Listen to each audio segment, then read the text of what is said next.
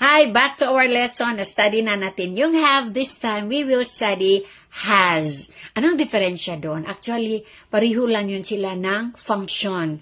Ang have lang ay ginagamit for plural pronouns at saka plural subjects or nouns.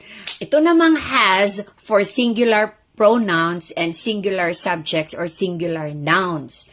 Pero both of them are connectors. Both of them are time anchors. Both of them link the past to the present.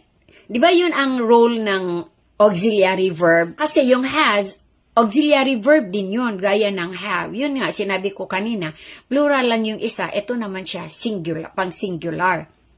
Okay, gawa tayo ng example para maintindihan nyo naman. The janitors have swept the leaves in front of the school. Janitors ang doer ng action, marami yon, kaya have ang ginagamit. Pero, pag isa lang, isang janitor, we will say, the janitor has swept the leaves in front of the school.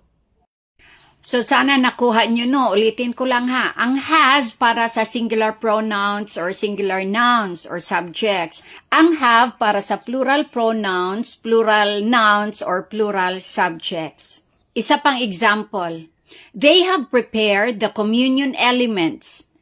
Kay plural yon kasi they have ginagamit natin. Pag singular naman, halimbawa isang babae lang or isang tao lang ang nag-prepare, sabihin natin, she has prepared the communion elements. Has ginagamit natin kasi ang she is a singular pronoun. Okay? Balik tayo doon. Explain ko ulit yung gamit ng has, ha?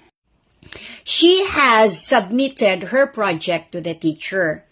Pag wala yung has, magiging she submitted her project to the teacher. So, magiging simple past lang yun siya. Ibig sabihin, the action is done and it's finished. It's done, it stops there, no more.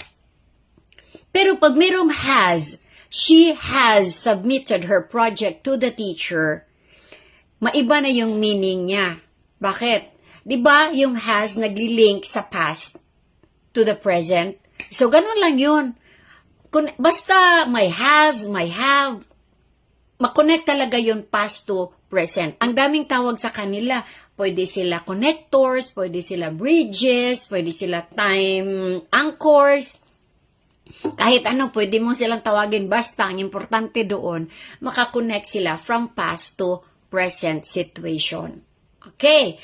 Ang has been naman, ganun pa rin yun. Pag been, continuous. Diba? Kaya lang singular. Yung have been, for plural man yan siya. So, they have been doing this for a long time. Ito namang has, para sa singular subject. So, she has been doing this for a long time. Ibig sabihin, ginawa ng isang noon at sa ginagawa pa rin niya hanggang ngayon. Kasi merong word na been. So, kung nakita ninyo yung video about have, mas madali ninyo maintindihan itong has or has been. Okay? Please follow my page, drop a comment, and share my videos. Thank you!